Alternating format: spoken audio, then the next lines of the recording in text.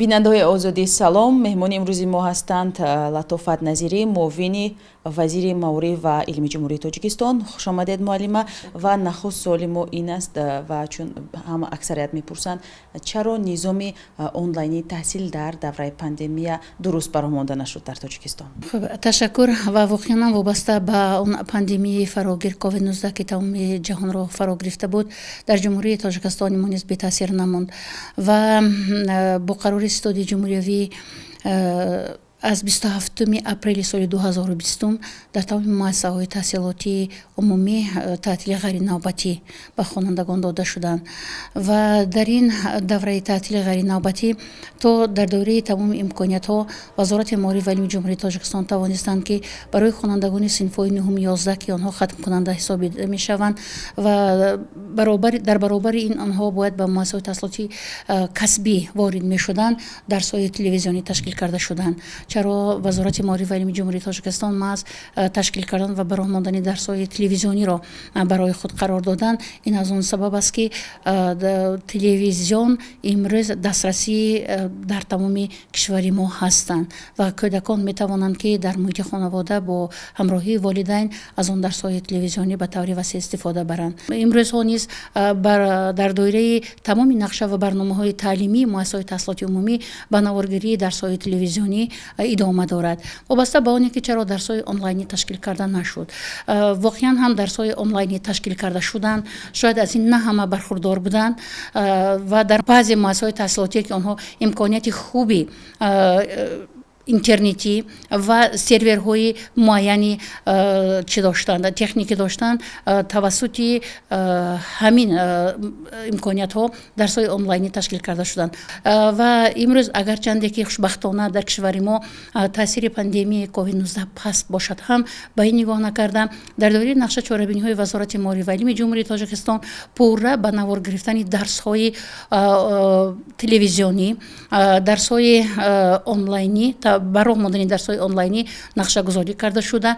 گروه کلانی کاری علاقه در این سمت کار کرده ایستادند و حتی در کوتاه‌ترین مهلت در ماه نوامبر ما توانستیم که 300 نفر آموزگاران فن‌های مختلف تعلیمی مؤسسات تحصیلات عمومی را از آموزش‌ها گذرانیده. امروز آمادگی‌ها باز برای به نوار گرفتن درس‌ها عملی شده ایستاده است. تشکیل کردن درس‌های آنلاینی از یک طرف مشکلات خود را دارد، چون که نه همه عائله‌ها در خانه برای فرزندان خودشون کامپیوترها را تامین کردن و به شبکه‌های ضروری اینترنتی پیوست هستند و نه همه کودکان یا والدین آنها تلفن هایی که توسط اینترنت با آن کار کردن ممکن است با آن تامین هستند. بنابراین هم این مشکلی دیگر هست و هدف وزارت معارف و علم جمهوری تاجیکستان از آن عبارت است که امروز یک نظامی را کار کند که این نظام از شبکه اینترنتی وابستگی نداشته باشد. یعنی درس های فاصلوی را آماده میکنیم که این به واسطه در خود کامپیوتر مقرری میتوانند که خواننده از آن همچون یک برنامه کاری استفاده کرده باشند. یعنی همون آنلاین.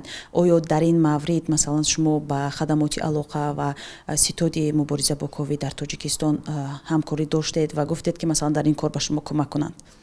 البته همکاری ها با تمام وزارت و کمیته های داخلدار و خصوصا با ستاد جمهوری مبارزه بر ضد بیماری پاندمی کووید 19 خیلی زیچ عمیق برآمده شده بود و اون مشکلات هایی که وجود داشتن البته مسئولین از این چیز برخوردار هستند و باید بگویم که وابسته به تامین کردن مؤسسه های تعلیمی با تکنولوژی های معاصر از جمله با کامپیوترها علاقه این مرحله چهارمی برنامه از جانب حکومت جمهوری تاجیکستان قبول کرده شده است که امروز در مؤسسه های تحصیلاتی این برنامه عملی شده ایستادند و باید بگویم که واقعا تامین بودن مؤسسه های تعلیمی با تکنولوژی معاصر از جمله با کامپیوترهای تعلیمی برای خوانندگان این حل و فصل خودش را در جمهوری تاجیکستان در تمام مؤسسه‌های تعلیمی نوابسته از شکل حقوقی و شکل مالکیت یافته است علاقه.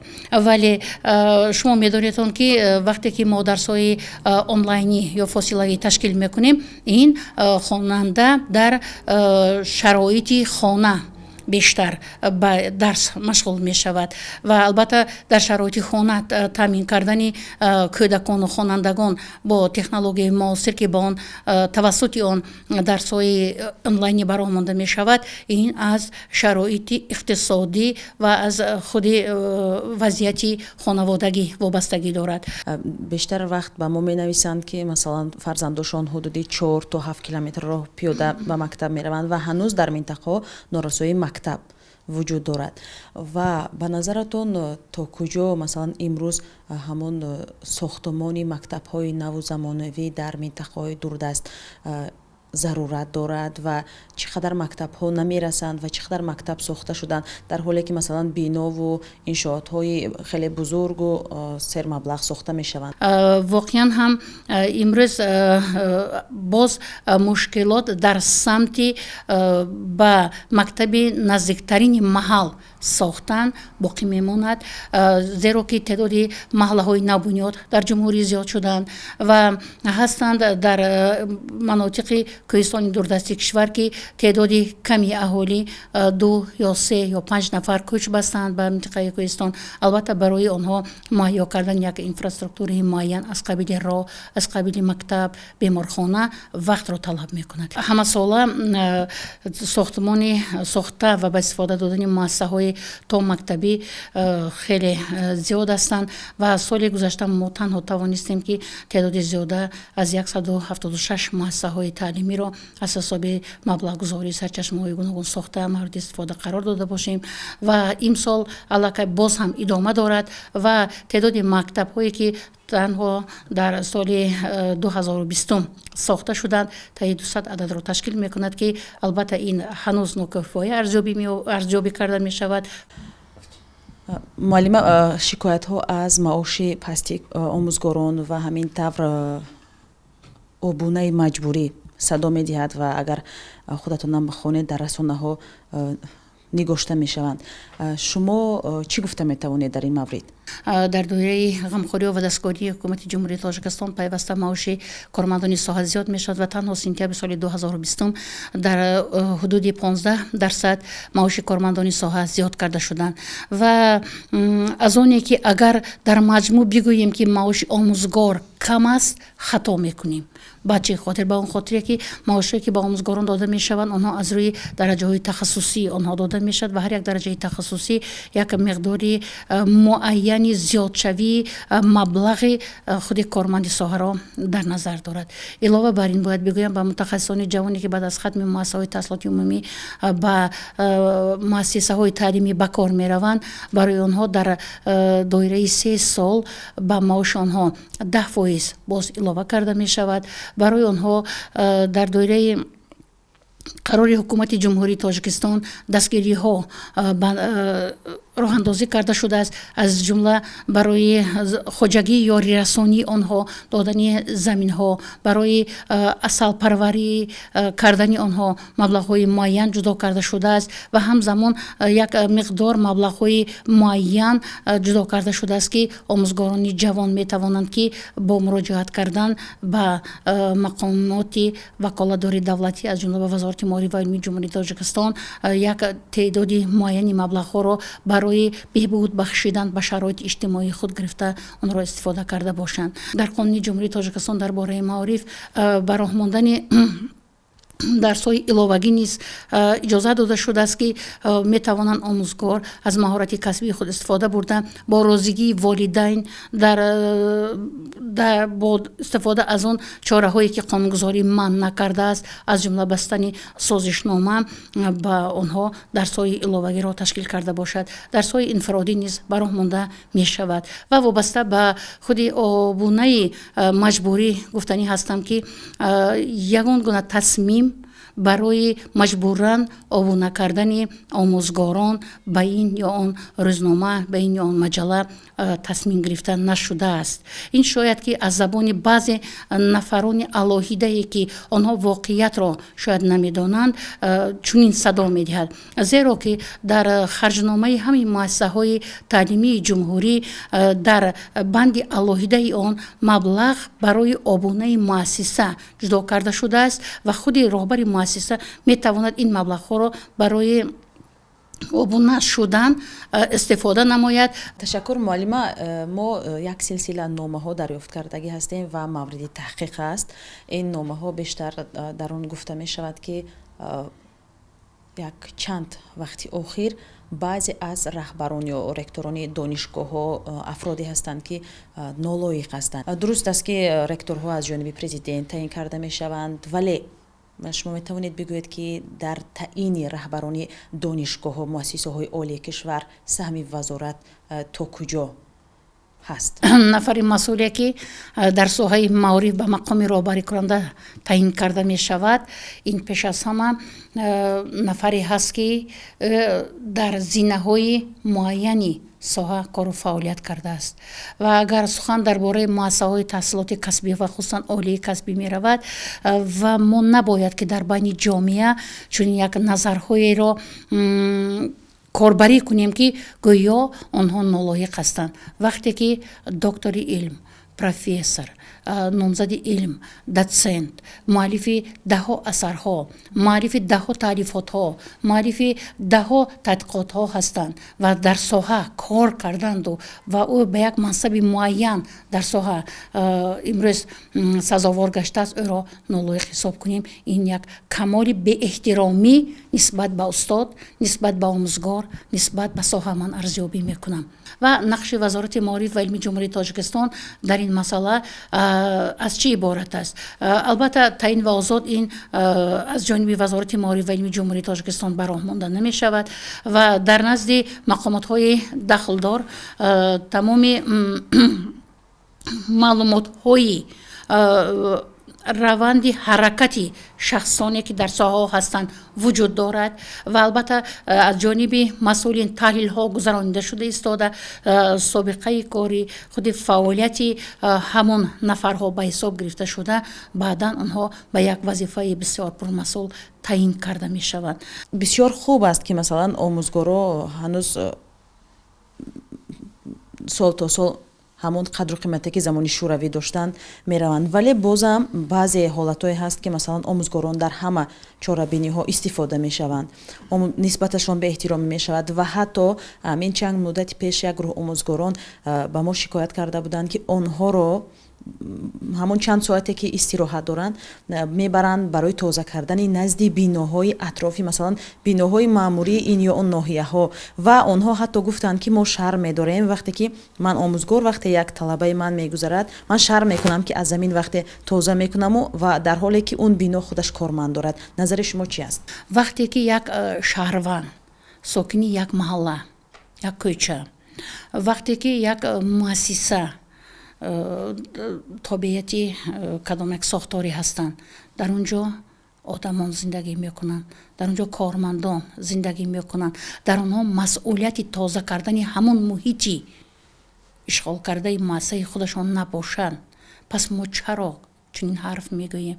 чаро имрӯз сокинони кӯчаҳо, сокинони маҳалҳо бо як ташаббуси худашон барои тоза кардани маҳал, худи ҷойборе ки аз назди маҳал мегузарад ё роҳе ки аз он ҷо ҳастанд, онҳо худашон як кӯшиш намекунанд.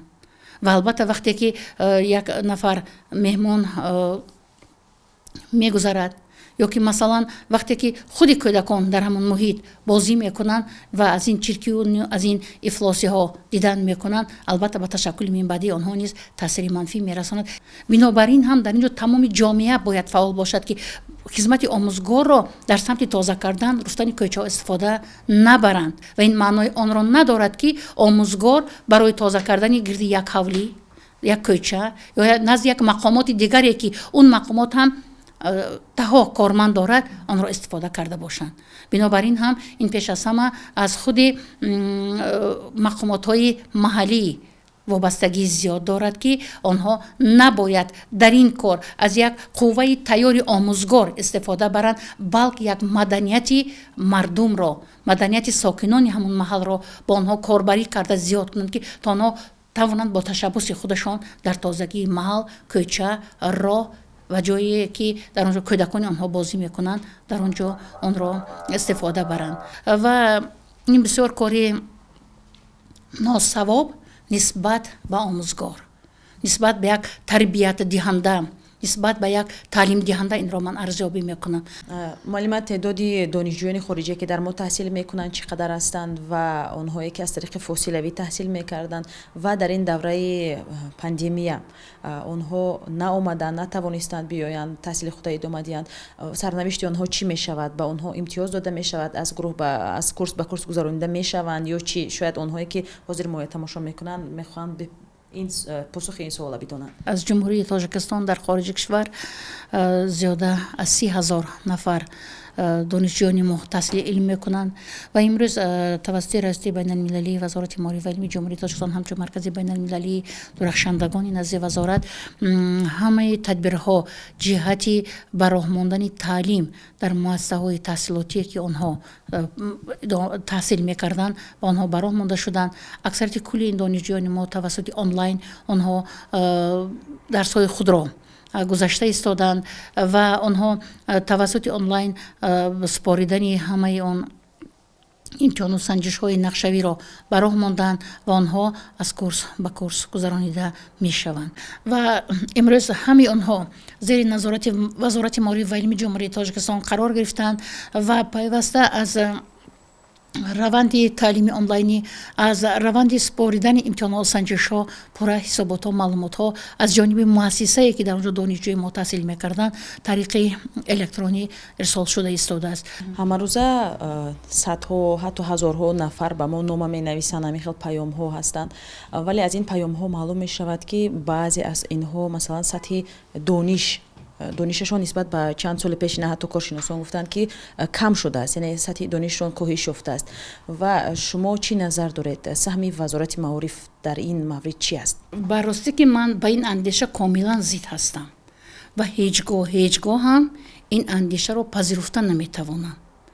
зеро ки ислоҳоти калоне ки дар соҳаи маориф рафта истодааст, он лоиҳае ки дар соҳаи маориф имрӯз амалӣ шуда истодааст, ҳамаи инҳо пеш аз ҳама ба рушди насли наврас, барои баландбардоштани сифати таҳсилот равона карда шудааст. ва тасаввур бикунед ки дар низоми анъанавии таълимӣ ки мо таҳсил мекардем, асосан фаъолияти таълимӣ аз ҷониби омӯзгор ба роҳ монда мешуд ва мазмуни китобҳои дарсие ки мо таълим мегирифтем аз додани донишҳои тайёр барои мо буд. касе дар шакли айнан азёдкардак ё бо истилоҳ қори азёд мегуфтем ва касе бошад қисман мазмуни онро дарк карда дар назди муаллим ҳисобот медоданду мо аз он арзёбӣ натиҷаи баҳои худро мегирифтем. вале имрӯз хушбахтона оғоз аз соли 2016 дар муассисаҳои таълимӣ таҳсилоти миёнаи умумӣ муносибатҳои босалоҳият дар таълим амалӣ карда шуда истодааст дар доираи як лоиҳаи бисёр васеъ ки аз ҷониби иттиҳоди аврупо дар ҳамкорӣ бо вазорати маориф ва илми ҷумҳурии тоҷикистон роҳандозӣ карда мешавад. ва имрӯз ҳамаи омӯзгорон ки теъдоди онҳо зиёда аз 130,000 нафар ҳастанд, пурра аз омӯзишҳо оид ба роҳ мондани муносибатҳои босалоҳият дар таълим гузаронида шуданд. ба ҳар як омӯзгор роҳнамои омӯзгор таҳия карда шуд ки дар ин роҳнамои омӯзгор тамоми банду басти раванди таълимӣ дар давоми 1 дарс 45 дақиқа мушаххасан нишон дода шудааст. замимаҳо ба китобҳои дарсӣ навишта шуд. стандарту барномаҳои нави таълимӣ таҳия карда шуданд. то ба имрӯз мо стандартҳои фаннӣ надоштем ва хушбахтона имрӯз ҳар як фанни таълимие ки дар муассисаҳои таълимӣ дарс дода мешавад стандарти фанни худро дорад. ва вақте ки мо бо муносибати босалоҳият мегӯем, дар муносибати босалоҳият дар таълим аллакай назар ба донишандозӣ дигар шудааст. мустақилияти хонандагон зиёд шудааст. худомӯзии хонандагон зиёд шудааст. имрӯз хонандагон метавонанд ки онҳо дар баробари гирифтани донишҳои зарурӣ малакаҳои ҳаётиро омӯхта бошанд, аз баҳр карда бошанд. ҷавонони имрӯза, хонандагони имрӯза аз хонандагони солҳои 80-уму солҳои 90-уми қарни гузашта фарсахҳо фарқ мекунанд. имрӯз воқеан дар самти забондонӣ, дар самти истифода бурдани технологияи муосири иттилоотӣ коммуникатсионӣ, дар самти масъулиятшиносӣ нисбат ба гирифтани дониш масъулияти ҳар як нафар хонандаро мо дар алоҳидагӣ ва дар умум ҳам дида метавонем.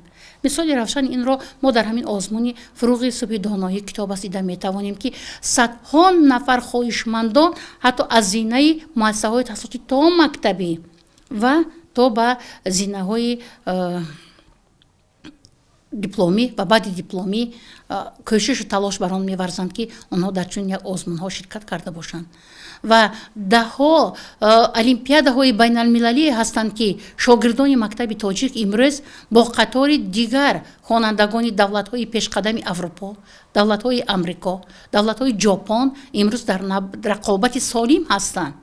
ва имрӯз танҳо дар соли 2019 тавонист дар соли таҳсили 2019-2020 хонандагони мо аз хориҷи кишвар 361 медалро ба даст оварданд.